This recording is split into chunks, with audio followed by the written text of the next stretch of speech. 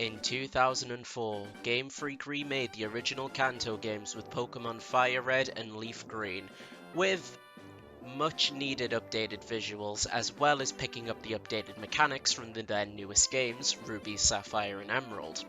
Since story-wise there's not a ton of changes, this video will be more so focusing on my Nuzlocke experience, but of course I'll be going through any changes or updates when they present themselves. Like in my Gen 3 video, I'm going to play the game I first got as a kid, which was LeafGreen, so let's get into it.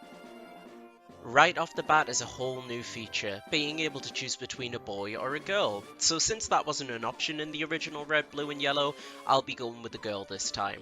Since I went with picking the starter that corresponds with the cartridge colour in my Ruby, Sapphire and Emerald video, I'm going to be doing the same here, picking Bulbasaur as my starter, who I named Harold. My first ally of the run was a Pidgey, whose name is Jeff. Funny. A little added addition I'm a fan of is every time you turn the game on, it shows a little reel of important events that you did the last time that you played. Not only does it give me a Pokemon anime / Saturday morning cartoon vibe that just warms the soul, it's also a good way of reminding players of their general goal if you've been away from the games for a while. One thing that I'm really not a big fan of, however, is that unlike in the original games, the catching tutorial is forced on you. I hate this because one, it's just plain annoying, and two, right after this they give you the Teachy TV, which is a dedicated tutorial machine. Why not just have the old man tell you that the catching tutorial is in there if you need it when it gives you it? Boom, easy. This early on and I decided a nickname theme for my first party, which isn't something I normally do, I usually just decide in the moment, but I thought a party of magical creatures that just have like normal people names would be way funnier than it probably is. In Viridian Forest was my first death of the run. My Rattata named Clarence got critted, which really took me off guard to have such a powerful crit this early in the run. Little did I know this would become a running theme throughout the whole game. Before fighting Brock, I thought it would be a good idea to do a little bit of grinding, mainly so I could turn Seth into a Beedrill so he could be at least somewhat useful, and so Harold could get a attacking grass move. I sent in Roy the Mankey first so he could get some more XP, but he got critted pretty quick in and died. Fuck me then. Also, if you're looking at the footage, you may have noticed that I've been walking the whole time. That's because after beating Brock, your mum gives you the running shoes, which is nice. I don't feel the walking speed is too slow to be frustrating, but hey, who doesn't love the running shoes? By the time I reached Mount Moon, I finally had a full team, these being Harold the Bulbasaur, Jeff the Pidgey, Seth the Beedrill, Doug the Spearow, Susan the Magikarp, and Nigel the Zubat. My team of monsters with normal names, and yes, I did find this way funnier than it actually is. I still kinda do. Getting to the end of Mount Moon, and thank God there wasn't a Hyper Fang massacre like last time, I decided to choose the Dome Fossil to get Kabuto, since I went with the Helix Fossil back in my Gen 1 video. If you haven't noticed by now, I'll be referring back to it a few times throughout this whole video, along with my Ruby, Sapphire and Emerald video, so yeah, go watch that if you haven't, please, thank you. I won't ooh-woo in the script, I'm not saying ooh-woo. I mean, I guess I already did, but you know what I mean. I'm keeping that in, fuck it. Outside of Mount Moon, the two guys will either teach Mega Punch or Mega Kick, two very strong moves. I personally prefer Mega Punch out of the two since it's more accurate, but none of my Pokemon can learn either move right now, so never mind. Before fighting Misty, I decided to go do the rival battle and the rest of the trainers up to Bill's house first for more experience. However, due to a series of very bad decisions on my part, I lost Jeff, Doug and Nigel in the rival battle. To fill the void, I replaced them with the recently caught Roberta the Sandshrew, Velma the Abra and Cat the Caterpie, who I soon evolved into a Butterfree.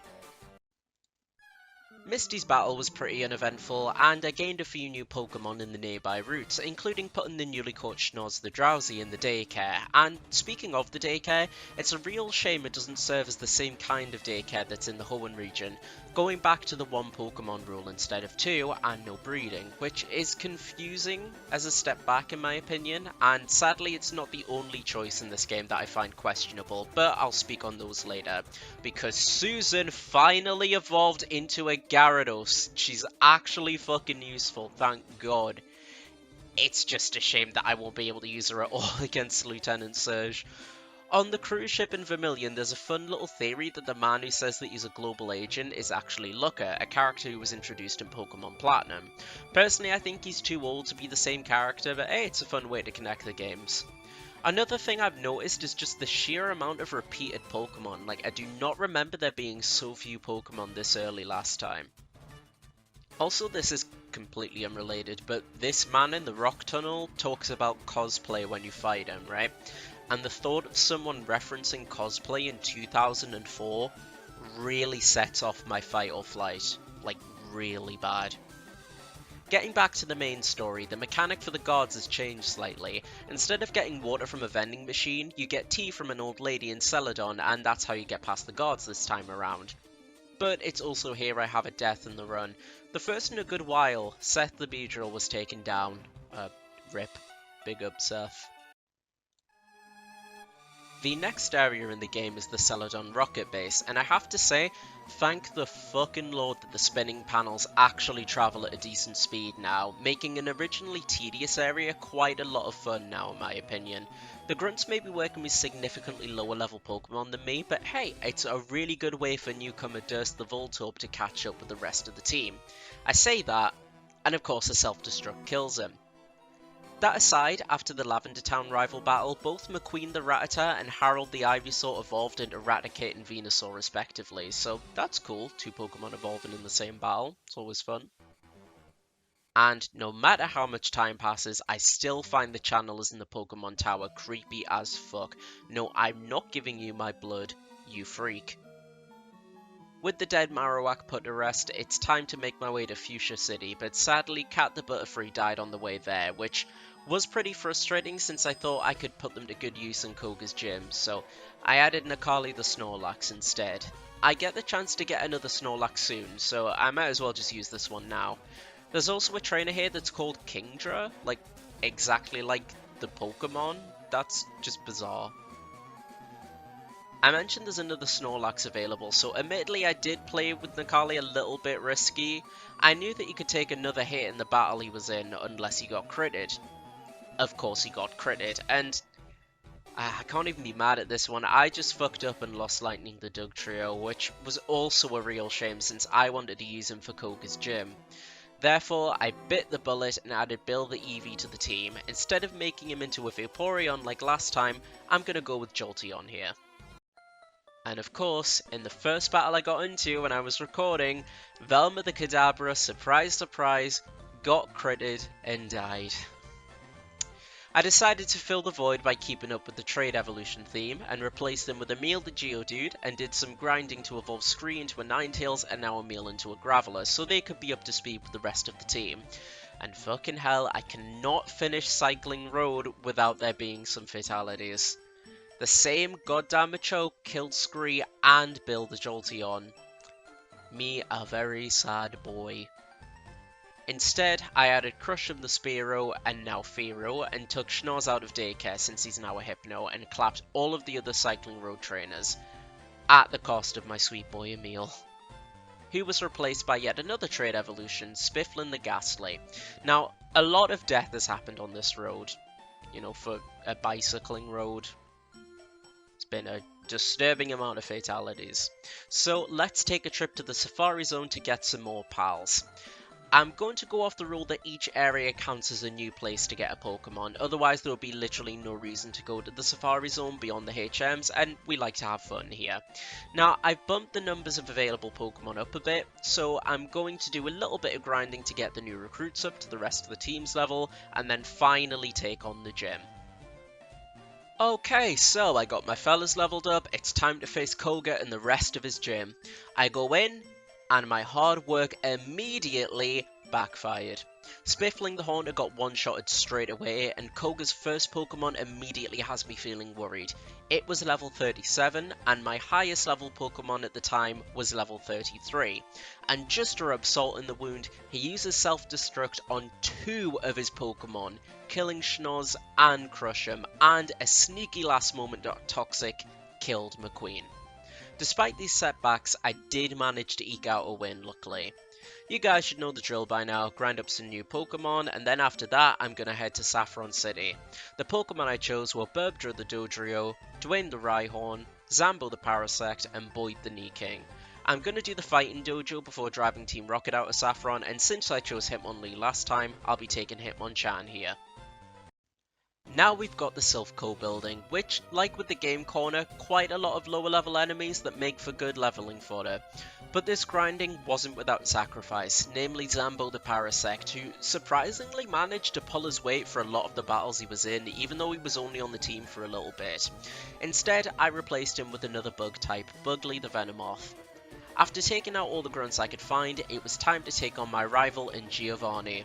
Although before even getting to fight the latter, we had a bit of a scare with the grunt's Cubone, leaving Dwayne at literally 1 HP, but luckily he survived.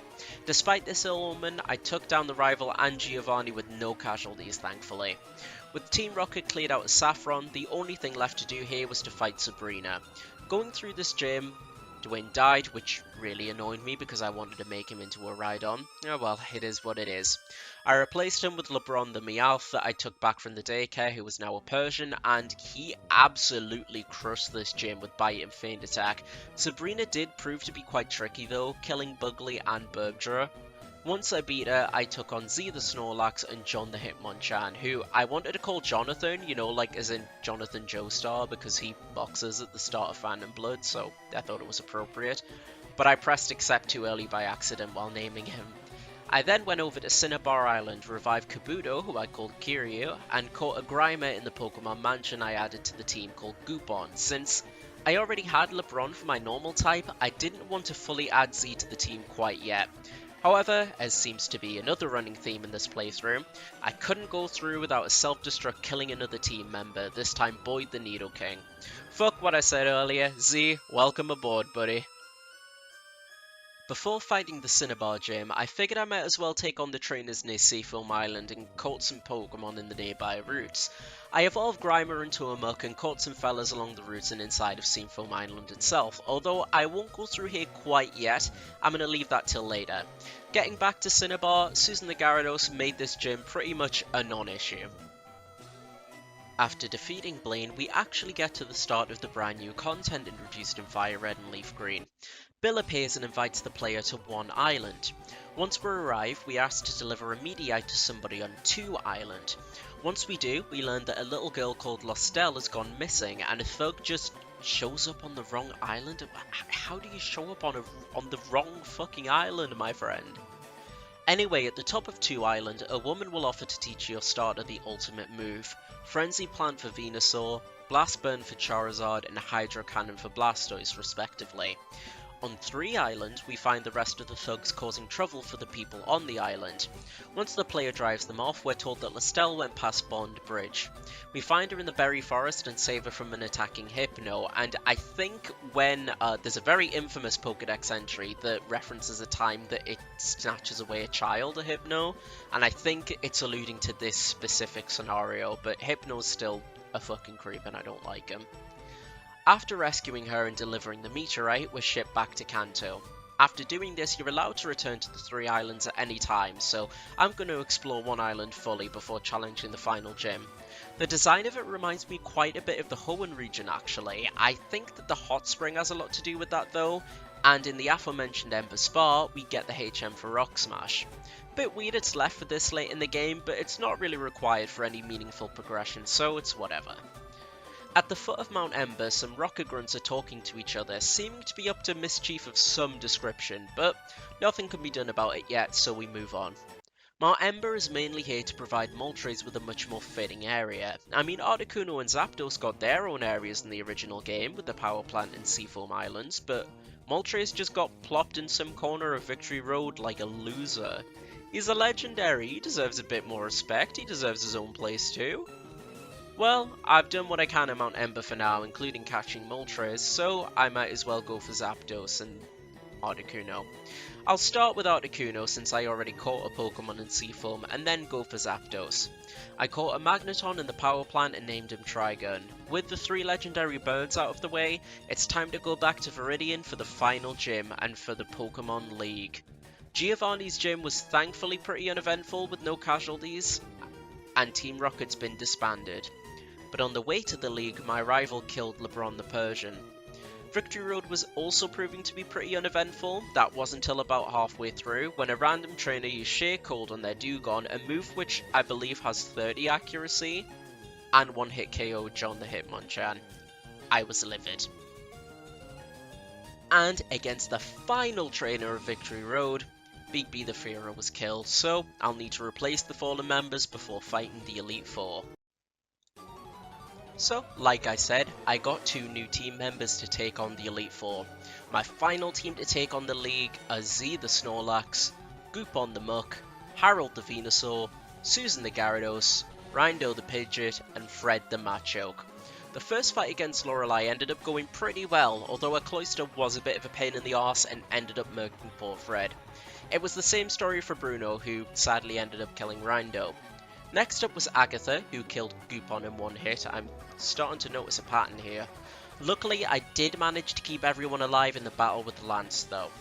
That left Harold the Venusaur, Z the Snorlax, and Susan the Gyarados to fight the champion, and to be honest, I was not expecting to win, but I was gonna give this my all. Although Susan did sadly die during the fight, I actually did end up winning. This is a first for the series. Not only did I beat the Elite Four and champion on my first go, I managed to keep my starter alive through the whole game. Gotta say, I'm feeling pretty proud of myself managing to come back from this one, I won't lie. After starting the game back up, Professor Oak approaches and just loves the 69 Pokemon that we found. He thinks it's very nice and very cool. We now get access to the National Dex, and I have to say I'm really not a fan of how they handle evolutions for Pokemon that were added outside of Gen 1 at all. Take Crobat for example. You can have a Golbat with you the whole game and it will just not evolve until this moment, which I think is really dumb. They've already added key updated features like the special attack and defense split and Dark and Steel types. I'd argue that these new Pokemon are important features that need to be added too, and to my knowledge, no later Pokemon remake does this, so it just comes off as extremely odd and arbitrary. As I'm still going to be playing by Nuzlocke rules for the post-game, I had to get rid of the team members that died during the Elite Four and Champion battles. I now have Kumatora the Lapras, Trigun the Magneton, Trilly the Rapidash, and Shronic the Sandslash. The player first needs to briefly travel back to one island, and we can now find out what those Rocket Grunts were up to. They were looking for treasure, and at the bottom of the cave we find a ruby. When giving the ruby to Celio, the rest of the islands become available, so we'll go over them in order. At 4 Island, we find the real daycare, the one that acts like it does in the Hoenn game. And like later evolutions, I think having this feature locked off until so late into the game is just really silly. 4 Island also happens to be the home of Lorelei of the Elite Four. If you go in her house, you can find out she has a plushie addiction, which is fair. I can respect it. The nearby Icefall Cave also has the HM for Waterfall, along with Lorelei herself, who's fighting off some Team Rocket Grunts who are trying to sell off Pokemon that live on the island, so naturally we help her chase them off. Although before they go, they do let slip that they already have a warehouse on 5 Island. When getting there, it turns out that 2 passwords are needed. We have one already, so it's on to 6 Isle to get the next one. And it's here I had my first death since the Pokemon League. One of the trainers on the island killed Trigun, which was pretty shocking to me. I promise that pun was not intended, I am so sorry. I ended up replacing him with the recently caught drunkard, the Golbat. Compared to the other islands, with the exception of 1 island, this particular one is really expansive. A particular area I want to mention is Altering Cave, which was planned to spawn event Pokemon mainly from Gen 2, but the events went unused and now it just only spawns Zubats and does nothing else. Why is it here? To get to the missing gem, you have to use Cut on a metal door, which leads into the dotted hole. A few falling puzzles later, in which you have to fall down holes in a specific order, namely up, left, right and down, we end up finding the Sapphire, and some fucking nerd steals it to sell to Team Rocket, but the dumbass gives the other password to the warehouse in the process. The Rocket Warehouse is an absolutely spin panel obsessed area, and I don't mind it since they're quick like I mentioned before, but I shudder to think what this place will be like with the panels from Gen 1. To get the Sapphire we have to beat the Team Rocket admin. I think the implication is that this admin goes on to be one of the executives from Gen 2, but like, if that's the case, give him a unique sprite or at the very least a fucking name. He did manage to take down Truly the Rapidash, but the sacrifice was worth getting revenge on that stupid fucking nerd. Don't you dare cross me again. I replaced Truly with Cuckoo the Xatu, and since the last remnants of Team Rocket have now been defeated, it's time to take the Sapphire to Celio and then explore the final island. 7th Island is home to the Trainer Tower, which is pretty much the equivalent to the same tower that exists in Ruby and Sapphire, and some aspects to the Battle Frontier and Emerald, but like I said in my video on those games, I personally don't have any interest in these, so I'll be moving on. Drunkard and Cuckoo ended up dying to more trainers on the island, so I added Pet Shop the Pharaoh and Snoot the Donphan. Pet Shop then immediately got shot down by Giraffarig. The last thing on the island is a strength puzzle, and solving it will allow Unknown to appear in ruins to catch. Naturally, I couldn't end a Kanto adventure without finishing off with Cerulean Cave, so for this final post-game challenge, my team is Snoot the Donphan, Z the Snorlax, Harold the Venusaur, Shronic the Sandslash, Kumatora the Lapras, and Guardian the Tyranitar. While I'm exploring the cave, I'll go over a couple extra bits that have been added to this game, namely the legendary dogs are now available for capture after finishing the game. Like in their debut games, they're roaming legendaries appearing at random. If the player chose Bulbasaur, they can get Entei. If they chose Charmander, they can get Suicune, and if they chose Squirtle, they can get Raikou. The other thing to speak on is the Ruby and Sapphires that I spoke about before. They, surprise surprise, allow connectivity to the Ruby and Sapphire games. I'm in two ways about this. I love the way that this is actually contextualized in the game, but like with a lot of things in this game, I'm not sure if it should have been left until the post-game. This feels the most justified to be left until the post-game, but like I say, I'm in two ways about it. Objectively, FireRed and LeafGreen stand head and shoulders above the original games. Despite having a few flaws, I feel like they're excellent starting points for anyone who wants to experience Pokemon in generational order, and to this day stand as the best way to journey through the Kanto region.